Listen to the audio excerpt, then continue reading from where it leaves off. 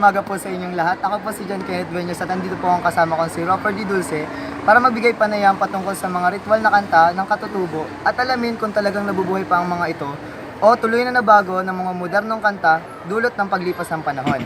Napagdesisyonan po namin na magkaroon ng magkaibang gawain. Ako po ay pupunta sa isang eksperto patungkol sa musika. At ako naman ay makikipagpanayam sa iba't ibang tao dito sa Maynila. Tara, sama kayo!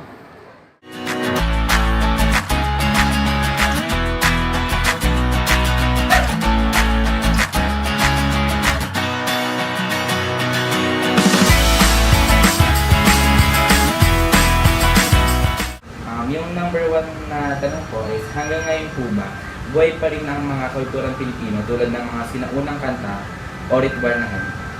Sa akin talaga, hindi na. Kasi mas maraming kantang, mas maraming kanta na naaayon sa mga modern music, saka yung mga singer ngayon, yun na yung kantang tinutugtog natin, di ba? Unlike nung before, yung mga love song, ibang-iba na yung kanta natin sa ngayon. Hindi na siya ganun ka memorable yung meaning niya or definition ng kanta. Tapos yung number 2 naman po is, nakakarinig pa rin po ba kayo ng mga sinaunang kanta? Sa totoo lang, wala na akong naririnig ng mga sinaunang kanta na mas madamdamin kumpara sa ngayon. Mas maganda pa rin yung mga 1970s and 80s na kanta na kinalakhan nito. Yan, number 3 po. Sa inyong opinion, ano ang pinagkaiba ng kanta noon at ngayon? Sa aking opinion, yung kanta noon, mas makabuluhan at mas madamdamin. Sa kasalukuyang panahon kasi, ang mga kanta is parang rustic siya, may pagka-rock, tapos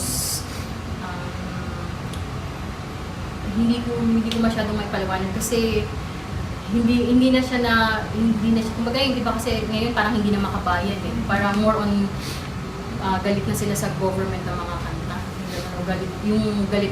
Yung more on galit yung nararamdaman nila na pinapahiwatig nila sa bawat kantang kinakanta nila.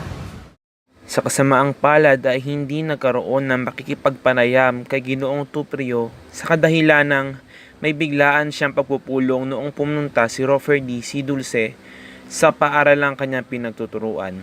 Kaya naisip niya na ipadala na lang ang katanungan sa pamamagitan ng messenger at kinabukasan ay nakuha niya ang sagot na kanya kinakailangan. The following answers of Mr. Tuprio will be spoken in English. Ritual song in the Philippines. Number 1 question. What is the significance of ritual songs in the Philippines?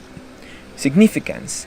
It is a wide concept if we are going to talk about the traditional rituals in the Philippines. For me, as music and art professor, I think the importance of ritual songs in the Philippines is it serves as the cultural root of our ancestors, ethnic group, or tribal groups in the Philippines, or should I say, the legacy of being a Filipino. Ritual songs played an important role in the development of Philippine music for it binds the cultural legacy of the indigenous Filipino music. Rituals during the pre-colonial period in the Philippines is indeed a great manifestation of a rich culture, which involved sequence of activities such as gestures, words, and objects, performed in a sequestered place and performed according to set sequence, which is prescribed by the tradition of a community that would include religious community. Ritual songs is also considered as traditional folk songs, which are characterized but not defined by formalism, traditionalism, invariance, rule governance, sacral symbolism, and performance. In order for us to understand the deeper significance of the ritual songs in the Philippines, we must first understand the kinds of rituals such as worship rites, sacraments organized by religious and cults, rites of passage, atonement, purification rites, oaths of allegiance, dedication ceremonies, coronations, presidential inaugurations, marriage, funerals, school traditions and graduations, club and sporting events, etc. The word ritual derives from the Latin ritualis, that which pertains to right. Ritus, the proven way of doing something or correct performance. Custom. Significance of ritual songs in the Philippines is it is the root of our own culture, beliefs, and traditions. It is the origin and foundation of all the genre of music that we have at present. Its legacy still lives on in our blood as Filipinos. For me, it is the original Filipino music or OPM. Question number 2. Give examples of ritual songs in the Philippines that Aquario Handel sang. What is the meaning of those ritual songs you have performed? Jumbele, Rain Song. Chua Ay, Rice Founding Song. Ilay Gandangan, Worship of the Sun, Song of Mindanao. Pamugon, a bird song about sparrow bird, Sali Dumay. Ordee, a welcome song of Madokayan. Question number 3. Is there at any point that Western culture or cultures from foreign countries affect the way we sang ritual songs before? Why? Yes, during the Spanish colonization, ritual traditions were replaced by their own religious rituals or ceremonies, since they need to Christianize all the Filipinos in the 15th century. They also introduced different forms of genre of religious music in the Philippines. The Spaniards arrived on Philippines shores in 1521, and the Filipinos' music was to undergo a transformation due to the influx of Western influences, particularly the Spanish European culture prevalent during the 17th to the 19th centuries. Hispanization was tied up with religious conversion, and in the next 3 centuries, the people's musical thinking was affected, resulting in a hybrid expression, heavily tinged with a Latin taste. It produced a music connected to and outside the Catholic liturgy and a European-inspired secular music adapted by the Filipinos and reflected in their folk songs and instrumental music. The large number of liturgical and paraliturgical vocal genres that developed included songs used inside as well as outside the church. These included Christmas songs and practices such as the Pastores, Daigon, Galicon, Tarindao, and the outdoor enactment of the Holy Couple Search for Lodging called Pananawagan, Panunuluyan, Pananapatan, or Kagharo. The custom of chanting the Passion of Jesus during Lent gave rise to the Passion, a practice widespread among the lowland Christians. The verse narrative on the life and sufferings of Jesus Christ appears in almost all major Philippine languages: Tagalog, Bicol, Ilocano, Pangasinan, Pampango, Ilonggo, Cebuano, and Waray. Tagadang, Ibanag, and Cuyunon also have their versions.